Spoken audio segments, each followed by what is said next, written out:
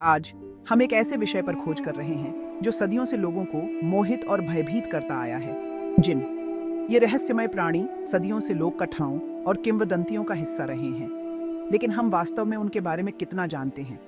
इस वीडियो में हम जिन्न की उत्पत्ति को उजागर करेंगे, उनके अलग अलग प्रकार जो मौजूद हैं, उनका वर्तमान ठिकाना, वे हमारी दुनिया के साथ कैसे बातचीत करते हैं, और हाँ, कुछ लोग कैसे मानते हैं कि आप उनसे संपर्क कर सकते हैं।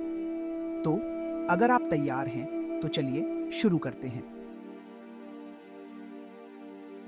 जिन्न की कहानी प्राचीन अरब से शुरू होती है, इस्लाम के उदय से बहुत पहले। इस्लामी मान्यता के अनुसार जिन्न अलौकिक प्राणी हैं जिन्हें अल्लाह ने बिना धुएं वाली आग से बनाया है, इंसानों से अलग, जिन्हें मिट्टी से बनाया गया था, और फरिश्ते जो प्रकाश से बने थे। उनका उल्लेख कुरान में कई बार किया गया है और माना जाता है कि वे एक समानांतर आयाम में मौजूद हैं, हमारे बीच रहते हैं, लेकिन मानव आंखों के लिए अदृश्य हैं। कुछ किंवदंतियों का कहना है कि वे पृथ्वी के पहले निवासी थे, जो इंसानों से हजारों साल पहले थे। उनके अपने समाज, संस्कृतियां और यहाँ तक कि धर्म भी थे।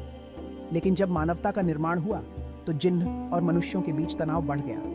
कुछ जिन्न इंसानों से नाराज थे, जिसके कारण आज उनके बारे में बताई जाने वाली कई कहानियों में दरार आ गई है। अब आइए बात करते हैं विभिन्न प्रकार के जिन्न के बारे में। जैसे अलग अलग संस्कृतियों में अलग अलग तरह की आत्माएं और हस्तियां होती हैं, वैसे ही जिन्न भी कई रूपों में आते हैं। मारिद जिन्न सबसे शक्तिशाली और अभिमानी होते हैं। उन्हें अक्सर क्लासिक जिन्न के रूप में दर्शाया जाता है, जो इच्छाएं पूरी कर सकते हैं, लेकिन वे अनिच्छा से ऐसा करते हैं और अक्सर इच्छाओं को दुर्भावनापूर्ण तरीकों से मोड़ देते हैं।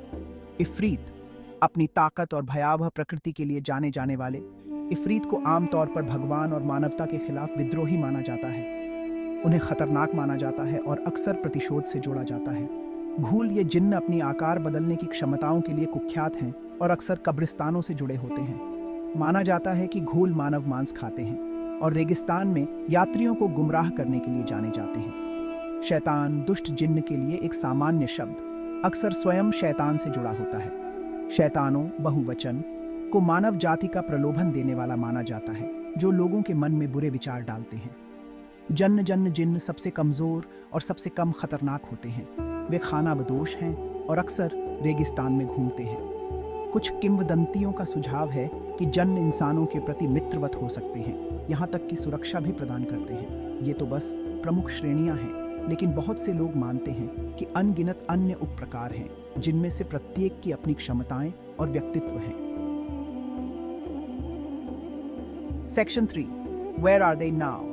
तो आज जिन्न कहाँ हैं? लोक कथाओं के अनुसार वे आज भी हमारे चारों ओर मौजूद हैं। कहा जाता है कि वे दूर दराज और उजाड़ स्थानों पर रहते हैं, जैसे खंडहर, रेगिस्तान और परित्यक्त इमारतें। हालांकि वे आपके घर के अंधेरे कोनों या घने जंगलों के साये में भी पाए जा सकते हैं। दुनिया भर की कई संस्कृतियों का मानना है कि जिन्न अभी भी हमारी दुनिया में बहुत सक्रिय हैं, घटनाओं को प्रभावित कर रहे हैं और कभी कभी व्यक्तियों पर कब्जा भी कर लेते हैं। यह मान्यता मध्य पूर्व, उत्तरी अफ्रीका और दक्षिण एशिया के कुछ हिस्सों में विशेष रूप से प्रबल है, जहां जिन्न मुठभेड़ों की कहानियां अभी भी डर और श्रद्धा के मिश्रण के साथ बताई जाती हैं। सेक्शन 4, कॉन्टैक्टिंग द जिन्न। अब मुझे यहाँ एक मजबूत चेतावनी देने की जरूरत है। जिन्न से संपर्क करने का प्रयास आमतौर पर बेहद खतरनाक माना जाता है।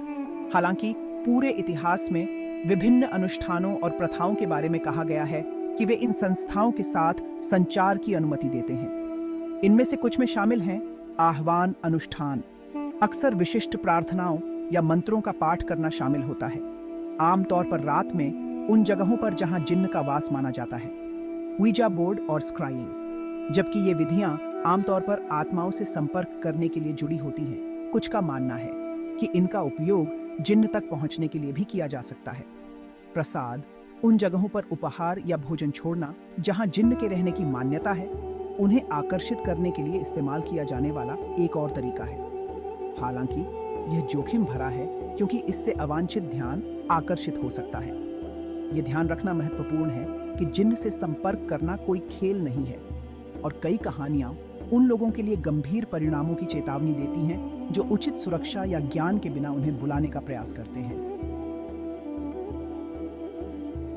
इन जिन्न की गतिविधियां उनके प्रकारों की तरह ही विविध हैं। कुछ जिन्न मस्खरे करने वाले माने जाते हैं, जो इंसानों पर प्रैंक करते हैं या उन्हें गुमराह करते हैं। दूसरों को अधिक द्वेषपूर्ण माना जाता है, जिससे बीमारी, दुर्भाग्य या यहाँ तक कि कब्जा भी हो जाता है। हालांकि सभी जिन्न बुरे नहीं होते हैं। ऐसी कहानियां हैं जिनमें जिन्न ने इंसानों की मदद की, सुरक्षा प्रदान की या उनसे शादी भी की। कुछ मामलों में जिन्न इच्छाओं को पूरा करने के लिए जाने जाते हैं। हालांकि इसे अक्सर एक खतरनाक प्रयास के रूप में दर्शाया जाता है, क्योंकि इच्छाओं को अप्रत्याशित और हानिकारक तरीकों से मोड़ा जा सकता है। कुछ जिन्न को कुछ वस्तुओं जैसे लैंप या अंगूठियों से बंधे होने के बारे में भी माना जाता है। यह अवधारणा अलादीन जैसी कहानियों द्वारा लोकप्रिय हुई है। कंक्लूजन: जिन्न की दुनिया रहस्य और भय में डूबी हुई है, कहानियों के साथ जो पीढ़ियों से चली आ रही हैं। आप उन पर विश्वास करें या न करें, जिन्न के किस्से दुनिया भर के लोगों को मोहित और आकर्षित करते रहते हैं। अगर आपको अज्ञात में यह डुबकी पसंद आई तो इस वीडियो को लाइक करना न भूलें, हमारे चैनल को सब्सक्राइब करें और उस नोटिफिकेशन बेल को दबाएं ताकि आप हमारे नवीनतम कंटेंट पर कभी भी कोई अपडेट मिस न करें। आप क्या सोचते हैं, क्या जिन्न असली हैं या सिर्फ कहानियों की चीजें? हमें नीचे कमेंट में बताएं।